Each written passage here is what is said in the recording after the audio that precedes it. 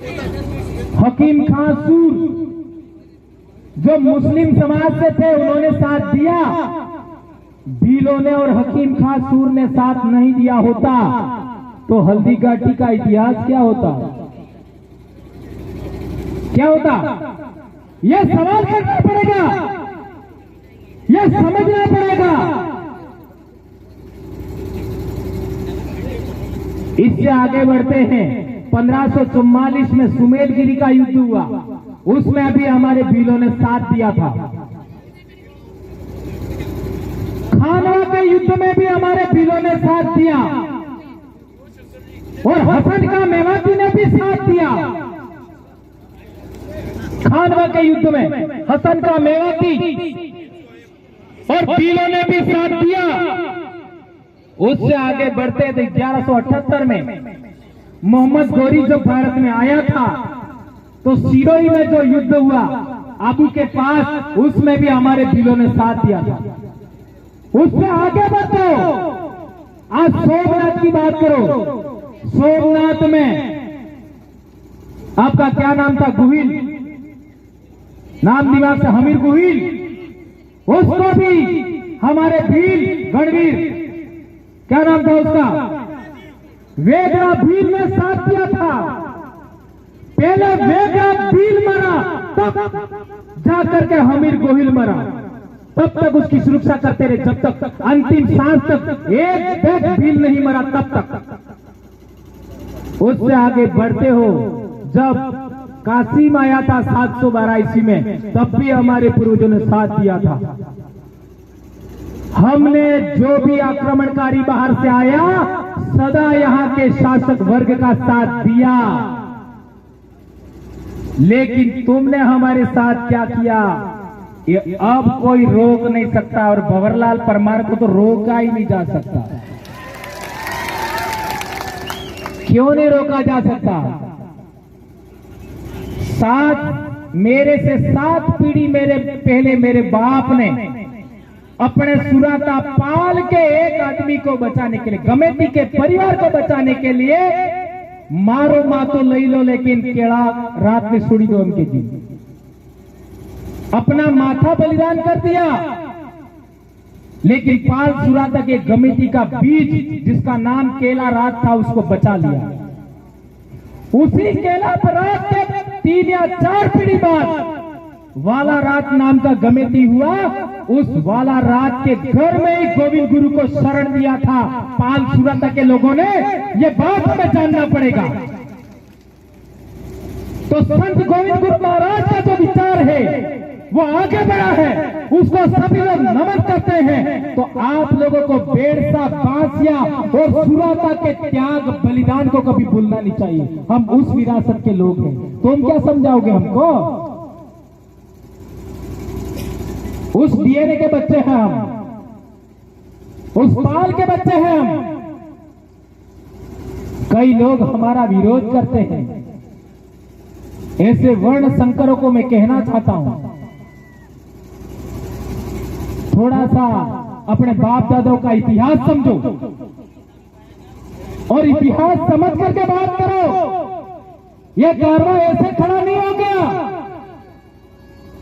ये लोग भंवरलाल परमार के लिए नहीं आ रहे, ये लोग कांतिलाल रोध के लिए नहीं आ रहे, ये लोग राजकुमार रोध के लिए नहीं आ रहे,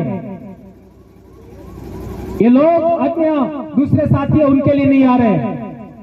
ये बात हमें समझना पड़ेगा, अन्यथा हम अपने आप को महान पुरुष मान बैठेंगे और दूसरे लोग कुछ नहीं रहेंगे। हमारे मुंह से जो सच्ची बातें निकलती है, हम जो सही बातें बताते हैं, उसके लिए ये लोग आ रहे हैं। क्या ये बात सही है गलत है? कौन कौन इस बात का समर्थन करता है? इसलिए किसी को मुगालते में नहीं रहना है। मैं एक बार पुनः कहना चाहता हूं, आदिवासी परिवार को मानने वाले सभी लोगों को हमें सच ही बोलना है, सच के अलावा कुछ नहीं बोलना है, चाहे कुछ भी हो जाए। कल परसों मेरे भाई को खाली गाने, समूह गान में खाली एक भिल प्रदेश शब्द जोड़ देने से एपीओ कर दिया। कल परसों तुम्हारी प्रार्थनाएं किसने बनाई? तुम्हारे समूहगान किसने बनाए? हम कहना चाहते हैं 99% सरकारी स्कूल में बच्चे हमारे पढ़ते हैं। क्या हमारे बाप दादा ने प्रार्थनाएं बनाई, समूहगान बनाए? तुम बागड़धरा बोल सकते हो समूहगान में, मरुधरा समूहगान में बोल सकते हो। एक शब्द बदल दिया तो तुम्हारे पिछवाड़े में आग लग गई।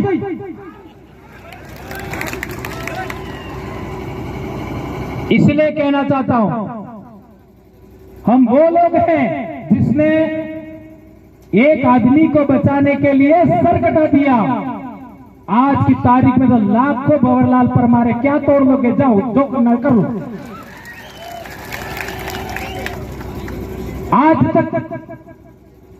आज तक जितना भी हमारे विरोध में काम हुआ, जिस नेता को आगे किया हमारे विरोध में, वो हार गया है। और अब जो बचे वो भी हारेंगे। ये हरा पे आप तक अड़ा काबरानो हरा पे जाओ, हारोगे जितना हमारे विरोध में काम करोगे। कई लोग कहते हैं तुम मुसलमानों को साथ में क्यों रखते हो?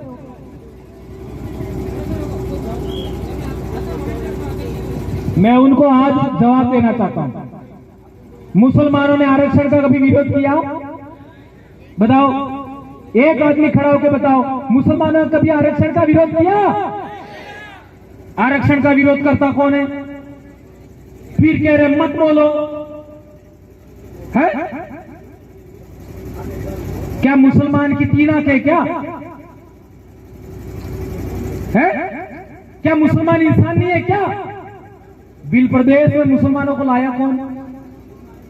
यही लाए जो अभी कह रहे हैं, यही लाए। किसके विरोध में लाए? हमारे विरोध में। हम यहां के राजा थे, हम यहां के मालिक थे। हम लोगों को रोकने के लिए हमारे लोगों के विरोध में गुजरात से ये उठा के लाए। आज कह रहे मुसलमान ऐसा कर रहे वैसा कर रहे। अरे उसमें क्यों लाए? ये सवाल करना पड़ेगा कि नहीं? कई लोग कहते हैं ओबीसी को क्यों लाते हो? क्यों भाई? ओबीसी लोगों ने कब विरोध किया हमारा? सारे ओबीसी ने कभी विरोध नहीं किया, कुछ एक ओबीसी ने विरोध किया होगा। कई लोग तो हमारा सपोर्ट करते हैं। क्यों नहीं आना चाहिए? एससी समाज हमारे साथ क्यों नहीं आना चाहिए? हमारे छावनी मंगरी पर भी हमारे बेड़सा ठाकुर के परिवार का एक मार साहब है, जिन्होंने हमको भी पढ़ाया था, वो भी बोले थे कि नहीं भाई लोगों? ठाकुर समाज के हमारे बेड़सा के छावनी मंगरी पर उन्होंने भी मंच, आज बोलूंगा ही बोलूंगा, और वो बोले। आज भी हमारा एक भाई बोला, पहले भी साथियों ने बोला है, लेकिन तुम लोग छुआछूत भी करोगे हमारे साथ, खाट पर बैठने नहीं दोगे हमको, पानी पीने में भेदभाव करोगे, खाना खाने में भेदभाव करोगे, साथ बैठने में भेदभाव करोगे, तो हम तुम्हारा विरोध करेंगे। हम विचार विरोधी हैं, व्यक्ति विरोधी नहीं है। ये बात सबके दिमाग में क्लियर हो जाए। जितने भी लोग हमारे साथ चल रहे हैं उनको ये बात स्वीकार करनी है, चाहे यहाँ मीडिया के लोग हो, चाहे पुलिस प्रशासन के लोग हो, आईबी सीबीआई के लोग हो, सबसे कहना चाहते हैं हम लोग विचार विरोधी है, व्यक्ति विरोधी नहीं है। ये पॉइंट नोट किया जाए। और एक दूसरी बात, कई लोग कहते हैं कि नशा बंद करो, दारू पी रहे लोग और दारू पी करके लोग ये करते वो करते, उनको रोको। मैं उदयपुर ही नहीं, इस पूरे अनुसूचित क्षेत्र के सभी प्रशासनिक अधिकारियों से, कलेक्टर, एसडीएम, तहसीलदार, विकास अधिकारी, एसपी, थानेदार, सबसे पूछना चाहता हूं कि जितना भी अवैध शराब की दुकानें हैं कल बंद कर दीजिए, उसके बाद एक भी घटना नहीं घटेगी। अवैध शराब कौन बेचता है इनको पता है। अवैध शराब की दुकानें हैं वो बंद हो जाए तो ये सब समस्याएं खत्म हो सकती है। क्या ये प्रस्ताव पास होना चाहिए? ये जितने भी मीडिया के भाई इस फोटो को वो करो दो हाथ से। आज मानगढ़ से हमारे बाप दादा 300 साल से ये मांग चली आ रही है कि आदिवासी बेल्ट में शराब नहीं बिकनी चाहिए। पुलिस प्रशासन के लोग देख लो, मीडिया के लोग देख लो, आईटी सीबीआई के लोग देख लो, अधिकारियों देख लो। हम चाहते हैं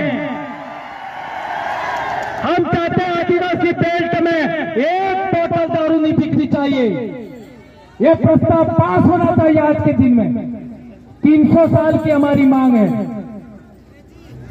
एक और बात, हमारे कोटड़ा से जहां जनजाति मंत्री आते हैं वहां लड़कियां बेच रहे लोग, ऐसा अखबार में आया था।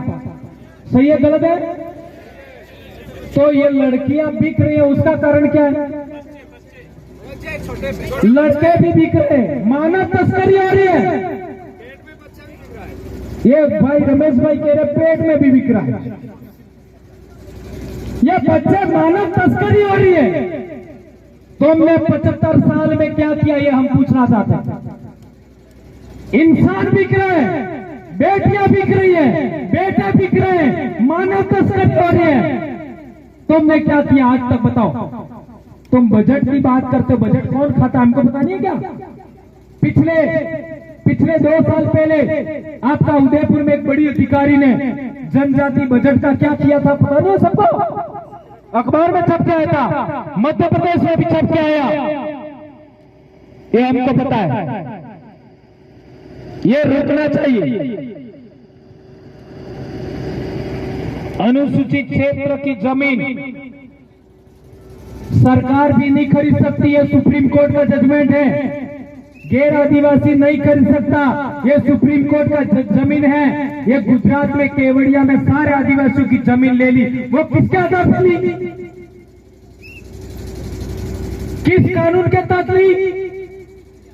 सुप्रीम कोर्ट का जजमेंट अपने आप में कानून होता है, उसका पालना नहीं हुआ गुजरात में, और केवड़िया में आदिवासियों की जमीन ले ली। अभी हमारा छोटी सरवन में पावर प्लांट के नाम पर जबरन आदिवासियों को विस्थापित किया जा रहा है, जबकि आदिवासी की जमीन कोई ले नहीं सकता।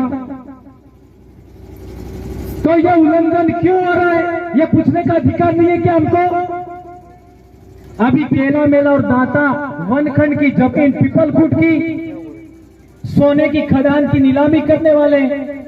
हम जंगल में लकड़ी काटते, तुम डंडा मारते हो, पत्तियां तोड़ते हो तो तुम हमारे ऊपर डंडे मारते हो। जंगल में हम बच जाए तो तुम हमारा जेसीबी से हमारा घर उखाड़ देते हो, और जंगल की जमीन तुम नीलाम कर देते हो गैर आदिवासी कंपनियों को। क्या ये हम स्वीकार करेंगे? ये कंपनियां पहले है कि आदिवासी पहले? सरकार में बैठा शासक वर्ग पहले कि आदिवासी पहले? धर्म पहले का आदिवासी पहले? भगवान पहले का आदिवासी पहले? क्या बात करती, इतने समझदार हो गए हैं? गजब हो गई। यही है आदिवासियत। आदिवासी पहले आए इस धरती पर, इसके बाद भगवान आया। आदिवासी पहले आया इस धरती पर, फिर धर्म आया। आदिवासी पहले आया इस धरती पर, इसके बाद राज व्यवस्था आई। आदिवासी पहले आया इस धरती पर, इसके बाद में आपका लोकतंत्र आया, और लोकतंत्र आदिवासियों की देन है। और संविधान सभा में जयपाल सिंह मुंडा ने कहा था, तुम हमको लोकतंत्र क्या सिखाओगे? आदिवासी 3000 साल से लोकतंत्र को जीता आया है। असली लोकतंत्र प्रस्थापित करना देश में। और एक बड़ी बात, आपका घाटोल में जगपुरा और भूकिया में उन्होंने सोने की खदानें नीलामी करके किया कि नहीं किया? हम ऐसा कहना चाहते हैं कि आदिवासियों की सहकारी समितियां बननी चाहिए, और उन सहकारी समितियां को अधिकार होना चाहिए कि वो सोने की खदानें खो दे, ऐसा होना चाहिए। कौन कौन मानता है इसको?